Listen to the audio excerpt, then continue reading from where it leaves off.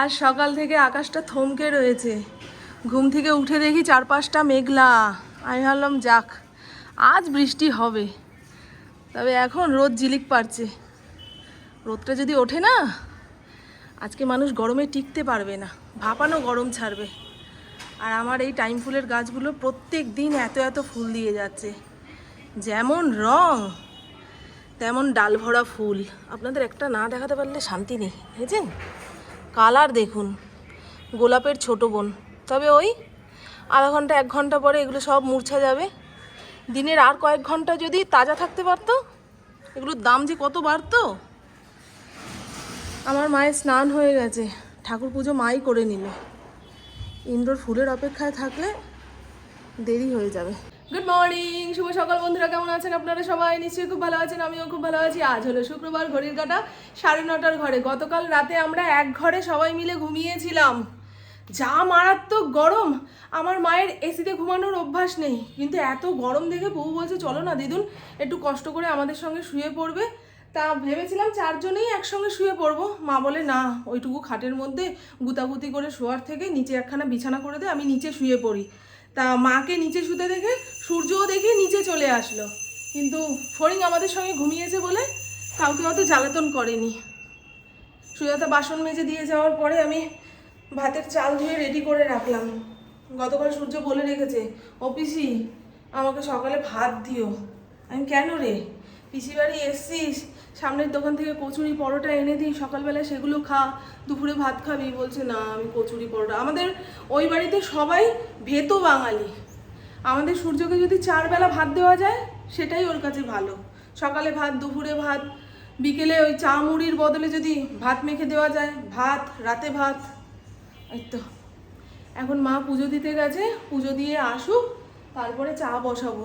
সূর্য দেবতা ওপরের ঘরে অতক্ষণ ঘুমিয়ে আসলো, আবার নিচে এসে পাখা চালিয়ে দেখুন টান টান। হ্যাঁ সূর্য দাস, ও ওঠো, দাঁত মাজো, 9:30 বেজে গেল। দিনের অর্ধেক যদি ঘুমিয়ে কাটিয়ে দাও তাহলে কি করে হবে? দাঁত মাজো, চা করি। কালকে যে টি ব্যাগ দিয়ে চা করেছিলাম, দুর্দান্ত স্বাদ, দুর্দান্ত। মা বলেছে ওই একটা প্যাকেট কেটে 3 জনের জন্য রচা বানাবি। দেখো তোমাদের যেটাতে সুবিধা হবে তোমরা সেইটা করো।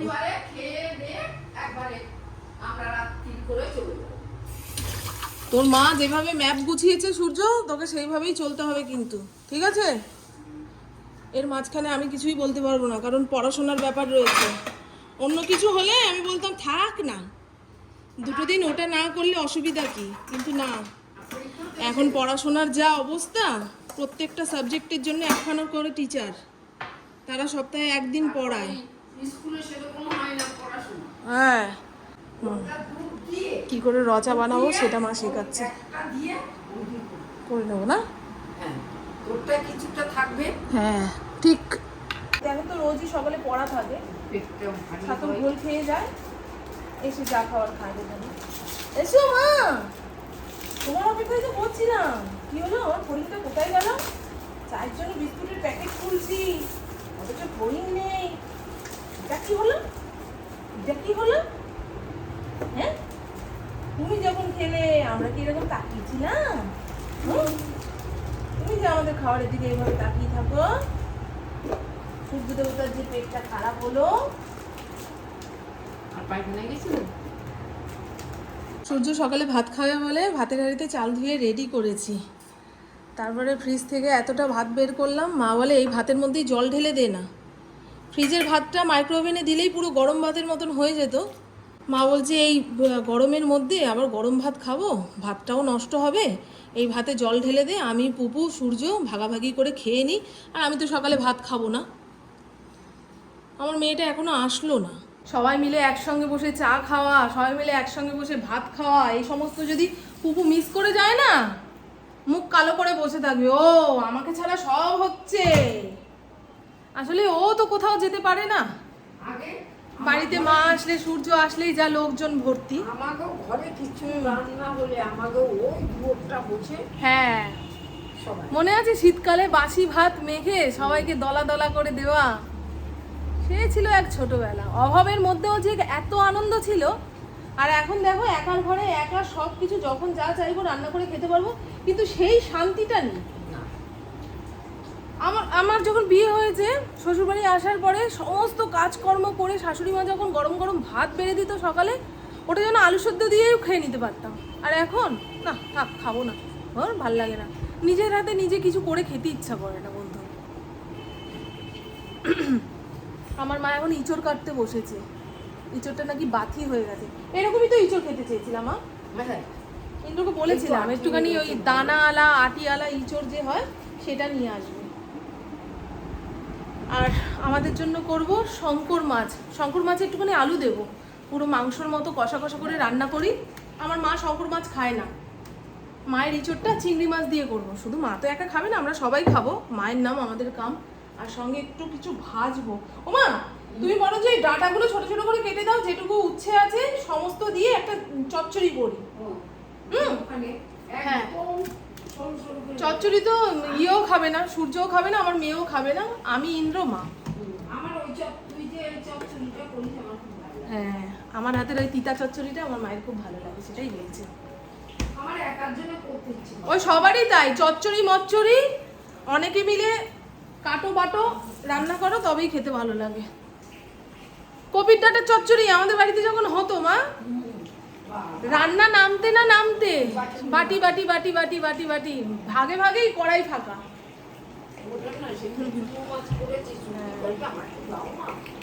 এখনো পর্যন্ত আমাদের ওই বাড়িতে ওই জিনিসটা রয়েছে। স্পষ্ট কথা বলছি, মানে ওনার যে ঘুম ভেঙে যাচ্ছে হঠাৎ হঠাৎ বোঝাই যায়। আমার টুকু এই খেয়ে দিয়ে আবার পড়তে যাবে, আধা ঘন্টার জন্য বাড়িতে আসবে, তাই জন্য খাইয়ে দিতে হচ্ছে মেয়েটাকে। খাইয়ে না দিলে বলবে দূর খিদা নেই, খাবো না। আর আমি তো ঘরে বসে পাগল হয়ে যাবো, আমার মেয়েটার পেট খালি। হ্যাঁ, বেটা ছেলেই হোক, বাচ্চাই হোক, পেট ভর্তি থাকলে পেট ঘরে ভর্তি না, মহিলাদের শান্তি। একটু খেয়ে গেলে না, খেয়ে তো গেছে একটু। আমি এই ভাতটা গরম করে দিলে বুঝতেই পারতো না যে এটা গতকালকের ভাত। বললো না, জল ঢেলে খাবো। খাও, সমস্যা নাই।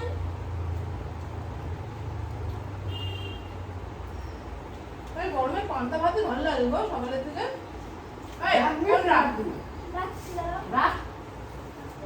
ফোন কেড়ে নেওয়া যাচ্ছে না। আমার ভিডিও কিন্তু তোর জেঠু দেখবে, সূর্য। জেঠু না দেখলে অর্পিতা তো দেখবেই। এটা যদি তোর জেঠুর কাছে পাঠায় না যে আমার বাড়িতে এসে তুই খালি ফোন ঘেটেছিস, এই বাড়ি আসা বন্ধ হবে বলে। হ্যাঁ, তাতে মনের নেশা ভালো না। ফ্রিজ থেকে শঙ্কর মাছ বের করার পরে ভালো করে ধুয়ে নিয়েছি, তারপরে লবণ হলুদ মাখিয়ে আধা ঘন্টা রাখলাম যাতে মাছের ভেতরে লবণ হলুদটা ঢোকে। মা সুন্দর করে এঁচড় কেটে দিয়েছে, এটা একটু লবণ হলুদ দিয়ে ভাপিয়ে নিই। মা বলছে দেখিস সাবধানে সিদ্ধ করিস, গলে না যায়। আর ভাতের হাঁড়ি বসানোর পরে কতবার যে তাকিয়ে তাকিয়ে দেখলাম। আমার শাশুড়ি মা বিয়ের পরে পরে একটা কথা খুব বলতো, ভাতের হাঁড়ি যদি সোজা করে না বসে তাহলে কিন্তু ঘরে সতীন আসবে। ভয়ের চোটে মানতাম। এই রে, আমাদের সবে নতুন বিয়ে হয়েছে, এখন ভাতের হাঁড়ি যদি এদিক ওদিক হয়ে যায় ঘরে সতীন আসলে তো মুশকিল। সতীনের জ্বালা বড় জ্বালা। এখন সবে 1:30 মতো বাজে, পুকুর টিউশন থেকে ফিরতে ফিরতে 2টো 2:30 বেজে যাবে। সবাই একসঙ্গেই খেতে বসবো। আর আমার রান্নাবান্নাও কমপ্লিট হয়ে গেছে। এই হলো ইঁচড় আলু চিংড়ির তরকারি, একদম মাখা মাখা করেছি, কাঁচা লঙ্কা দিয়ে বানিয়েছি বলে ফ্যাট ফ্যাটে হয়েছে। মা তো শুকনো লঙ্কার গুঁড়ো কিংবা শুকনো লঙ্কার তরকারি খেতে চায় না, মানে শরীরের জন্য।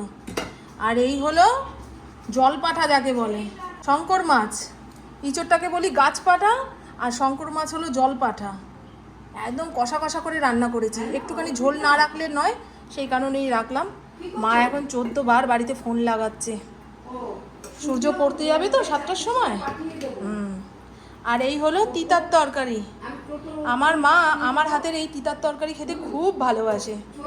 সমস্ত সবজিপাতি দিয়েছি, একটুখানি কুমড়ো থাকলে ভালো হতো, সেটা নেই, যা ছিল তাই দিয়েই বানালাম।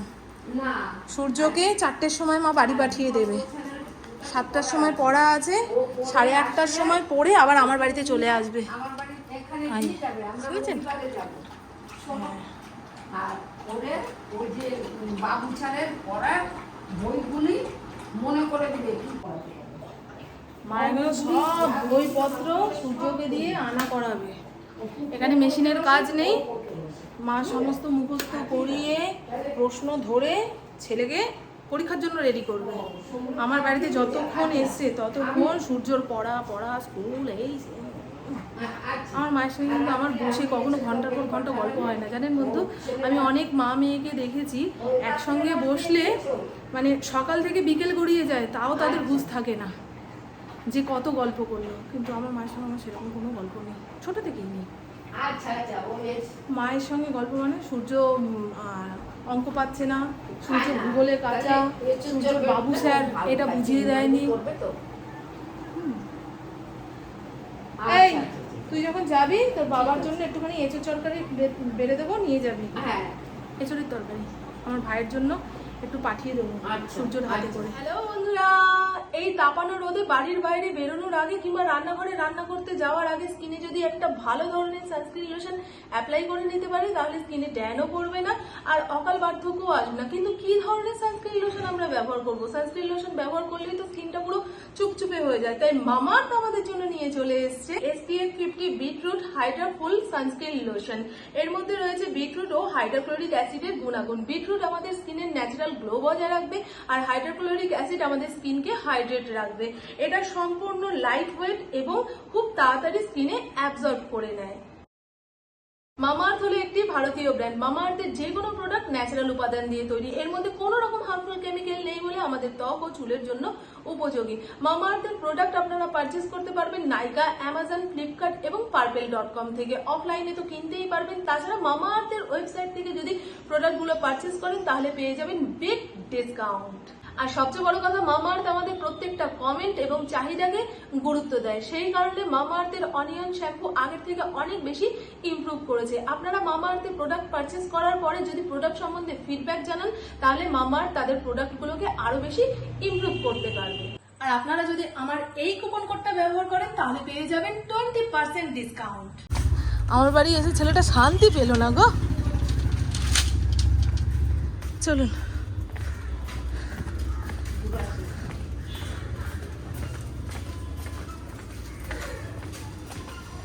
দেখ সামনে থেকে অটো পাস কিনা।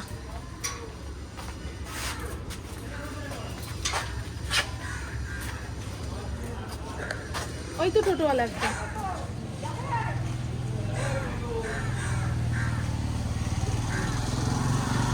আমার মা সূর্যের পড়া করেই পাগল হয়ে যাবে। সূর্য কখন পড়তে যাবে, পড়তে যাওয়ার আগে কি খেয়ে যাবে, পড়ে এসে কি খাবে, অঙ্ক হলো না কেন, বিজ্ঞানটা বুঝছে না কেন, বুঝলেন।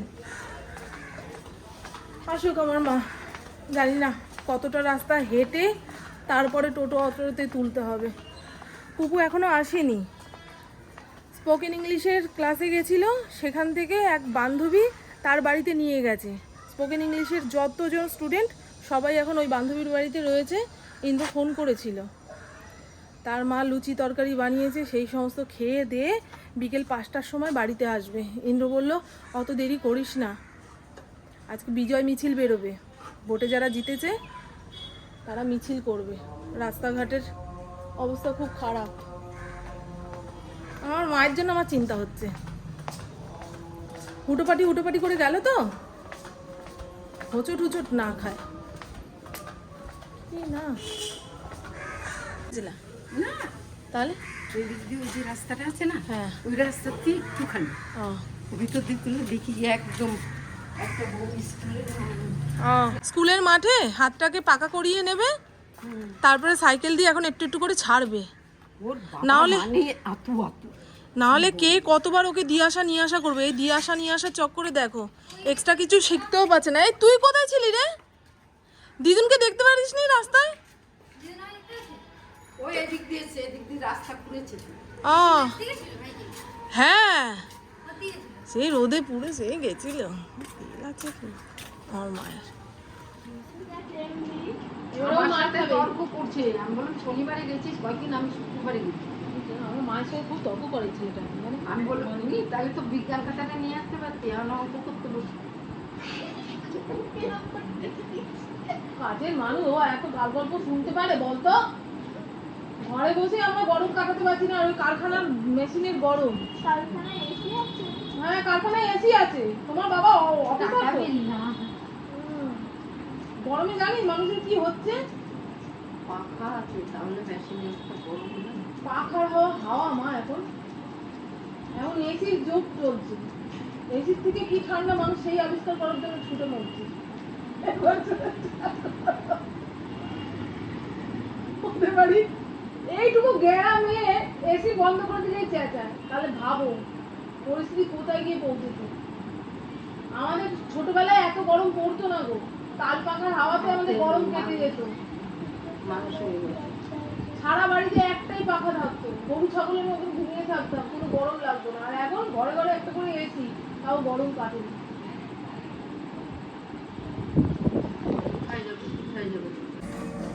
প্রভু চলো খাবে, চলো চলো চলো চলো। আমার প্রভু অনেকক্ষণ আগে এসছে, বসে অপেক্ষা করছে কতক্ষণে আমাদের এই ঘরের বিছানা পাট রেডি হবে, তারপরে প্রভুকে খেতে দেব। পুকুর খাওয়া হয়ে গেছে, ও বিকেল বেলায় এসছে তো, দুপুরে খায়নি, তাই 9টা সাড়ে 9টার সময় ভাত মেখে খাইয়ে দিলাম। হ্যাঁ ওরও খাওয়া হয়ে গেছে। আর মা সূর্য নিচে শোবে, ওদের অনেকবার করে বলা হয়েছিল যে খাটে শো, বলছে না 4 জনে একসঙ্গে খাটে শুতে পারবো না। চলুন, মারা চলে যাওয়ার পরে আমি এই জায়গা সুন্দর করে পরিষ্কার করব। এখন আর সেইভাবে কাজকর্ম করতে পারছি না, এমনিই গরম, তার উপরে মায়ের সঙ্গে গল্প নিয়ে বসলে এই কথা সেই কথাতে বেলা গড়িয়ে যাচ্ছে। রাতে আর কিছু রান্না করতে হয়নি, দুপুরের মাছ রয়েছে, দেখাই আপনাদের। এই দেখুন, আমি সূর্য ইন্দ্র ভাগাভাগি করে খাবো, হয়ে যাবে। সূর্য এই মাছের ঝোল খেতে গিয়ে দুপুরে কেমন অবস্থা হয়েছিল, কেমন করছিলে বাবা চোখ মুখ, পুরো গোল হয়ে চোখ বেরিয়ে আসছিল। আমার মায়ের এই তিতা চচ্চড়ি খুব ভালো লেগেছে, মা আমি ভাগে যোগে খাবো।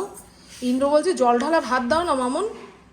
আমি আজকে আর আলু টালু ভাজতে পারলাম না, যা তরকারি আছে সেই দিয়ে খেয়ে নাও, কালকে অবশ্যই রাতের দিকে জল ঢালা ভাত আলু ভাজা খাবো।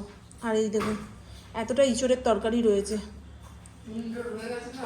না না ইন্দ্রকেই তো আগে খেতে দেবো, তারপরে আমরা সব কিছু নিয়ে ওই নিচে বসে খেয়ে নেবো।